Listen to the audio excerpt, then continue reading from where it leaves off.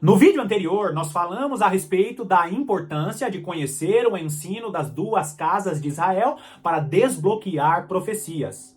Eu sei que existem muitas pessoas aqui no canal que quando dá 5, 6 minutos de vídeo, acabam desanimando e abandonando o vídeo ali.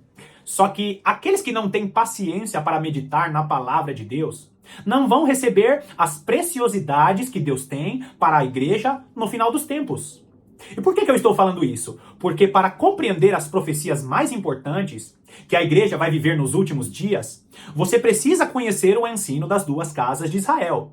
Sem esse ensino importante, é impossível você compreender a maior parte das profecias que são para a igreja, que estão em Isaías, que estão em Ezequiel, que estão em Jeremias. Existem muitas profecias que são para o tempo do fim, que são para o conflito da igreja com a grande Babilônia, que estão em Jeremias. Existem muitas profecias de Zacarias que são para a igreja, Miqueias, Obadias, que é um profeta extremamente escatológico.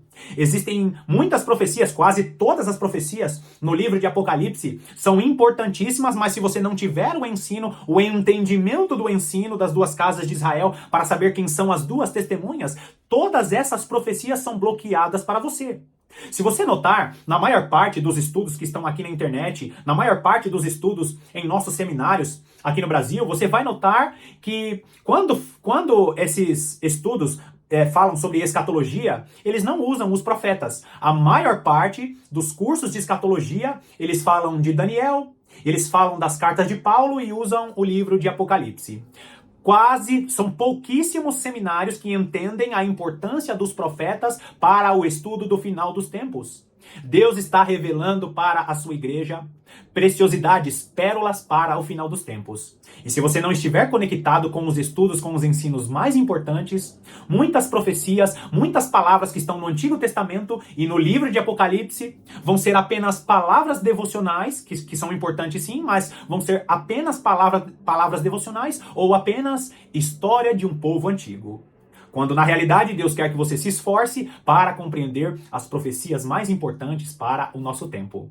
Esse é um vídeo continuação, é o segundo vídeo da nossa nova série a respeito das duas testemunhas das duas casas de Israel. Seja muito bem-vindo a mais essa meditação do canal A Lâmpada para os Meus Pés.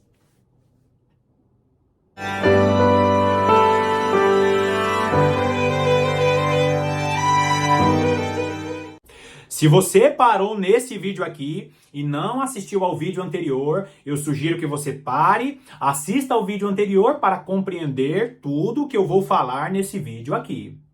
Para aqueles que não conhecem o ensino das duas casas de Israel, é muito importante compreender todo o fluxo da profecia para que lá na frente você faça as associações corretas, combinado? Se você já conhece o canal, se você já conhece o ensino das duas casas de Israel, eu peço que você continue aqui comigo. Então, preste atenção, se você não acompanhou, acompanhe o vídeo anterior e depois retorne para esse vídeo aqui, combinado?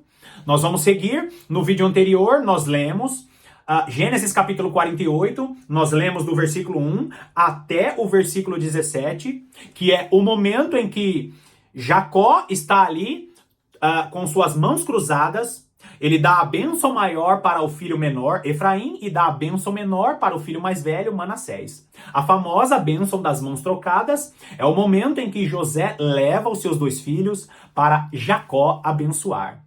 Jacó troca as mãos, inverte a bênção, e olha o que está escrito aí no versículo 17. Vendo José que seu pai pusera a mão direita sobre a cabeça de Efraim, foi-lhe isto desagradável, e tomou a mão de seu pai para mudar da cabeça de Efraim para a cabeça de Manassés.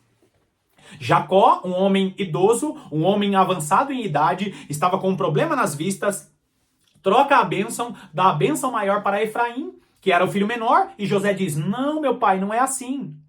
José pensou assim, meu pai não está enxergando, ele está trocando, invertendo as mãos porque ele já está idoso.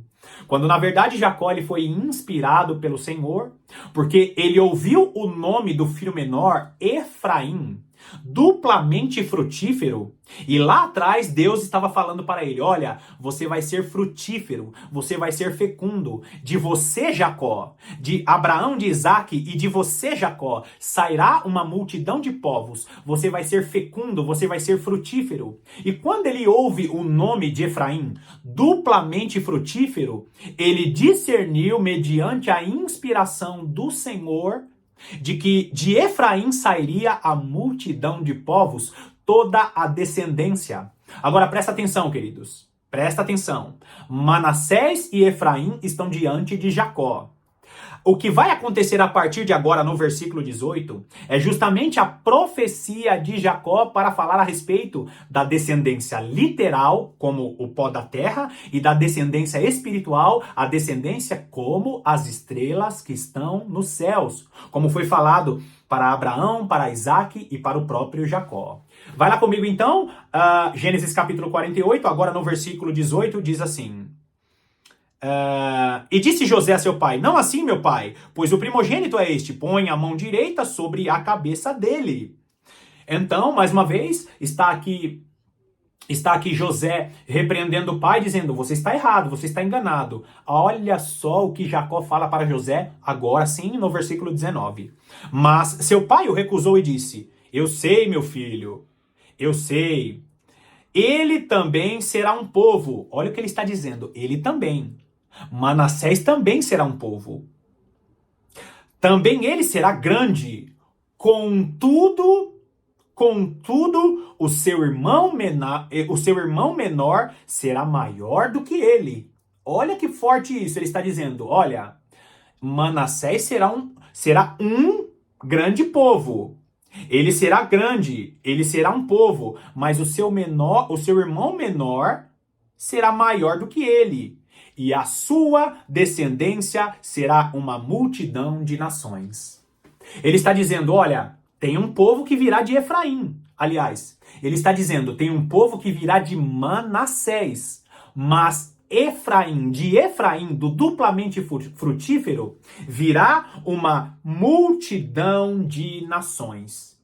E aqui, queridos, é o momento em que Jacó está profetizando a plenitude dos gentios. Por quê?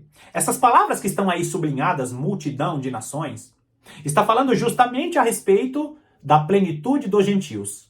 No original hebraico, aí, as palavras que foram traduzidas para o português, que não nos mostra o que exatamente Jacó estava profetizando, mas no original hebraico significa a totalidade dos não-judeus ou a plenitude dos gentios. Jacó estava dizendo, olha, do duplamente frutífero de Efraim vai sair uma multidão de gentios, ou vai sair a plenitude dos gentios. E queridos, nós precisamos entender que o próprio apóstolo Paulo, ele recebe esta profecia, ele recebe essa revelação da profecia dada a Jacó. Por quê? Porque em Romanos capítulo 10, Romanos capítulo 11, Deus está principalmente em Romanos 11, né? Romanos 11, Efésios capítulo 3, nós vemos ali Deus dando a revelação para o apóstolo Paulo sobre o que seria essa plenitude dos gentios.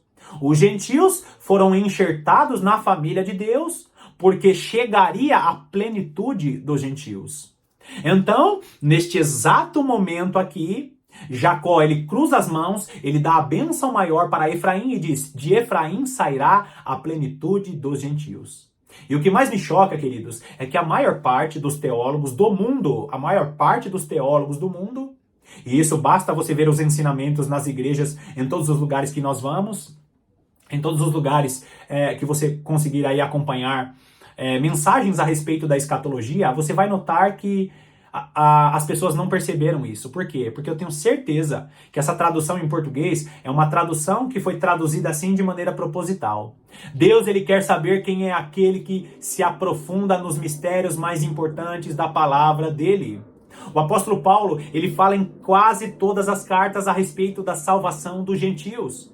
E às vezes nós lemos aquela defesa que o apóstolo Paulo faz a respeito dos gentios e nós pensamos que eram apenas, ou a maior parte das pessoas pensam que são apenas conflitos doutrinários do apóstolo Paulo na época dele, quando na verdade, nos dias de hoje, nós vamos ter que defender a plenitude dos gentios para que as pessoas entendam o ensino das duas casas de Israel.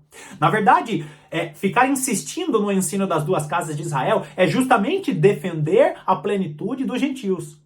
Porque quando Jesus Cristo morre na cruz do Calvário, não existe mais separação. Não existe um grupo especial de judeus que vão estar pregando na grande tribulação. Mateus capítulo 24 não foi escrito apenas para os judeus, como muitos de nossos teólogos e pastores importantes aqui no Brasil ensinam. Quando, na verdade, a mensagem do ensino das duas casas de Israel é uma mensagem demasiadamente importante para aquilo que a igreja vai viver no final dos tempos. O versículo 19 continua aí na sua tela, a profecia de Jacó dizendo: de Efraim sairá a plenitude dos gentios, ou a multidão de nações, uma multidão de nações, como está aí traduzido para o português. Jacó disse que de Efraim sairia a plenitude dos gentios. Agora olha o versículo 20. Assim os abençoou naquele dia, declarando: por vós Israel abençoará, dizendo: Deus te faça como a Efraim e como a Manassés. E pôs o nome de Efraim adiante do nome de Manassés. Ou seja, espiritualmente, a partir daquele momento, presta atenção nisso, o primogênito de todas as tribos, o filho mais velho de todas as tribos, é Efraim. E queridos, de Efraim sairia a plenitude dos gentios. É por isso que nós vamos ver os evangelhos nos explicando, principalmente o João capítulo 1, nos explicando que Jesus Cristo ele veio para os seus, mas os seus não receberam. Por quê? Para que a palavra de Deus chegasse até os gentios. Nós vamos ver que ele veio para os que eram seus, mas os seus não receberam, e ele deu o dom para todo aquele que o recebesse. Ele veio com este dom maravilhoso da salvação para todos aqueles que creem em seu nome. Então, queridos, Efraim ele só se torna o filho primogênito porque Deus já tinha o plano na mente de que a revelação chegaria primeiro para os judeus, mas quem se engajaria mais com a revelação de Jesus Cristo seria os gentios. A revelação veio para os gentios. Aliás, a revelação veio primeiro para os judeus, mas eles não receberam a revelação de Jesus Cristo, tanto é que hoje são poucos judeus que recebem Jesus Cristo como Senhor e Salvador em relação à quantidade de gentios que existem no mundo que servem ao Senhor. Hoje existem muito mais gentios. Muito mais aqueles que não são judeus receberam Jesus Cristo como Senhor e Salvador. Por quê? Porque hoje, espiritualmente, os gentios são primogênitos. A maior parte dos cristãos hoje no mundo são gentios.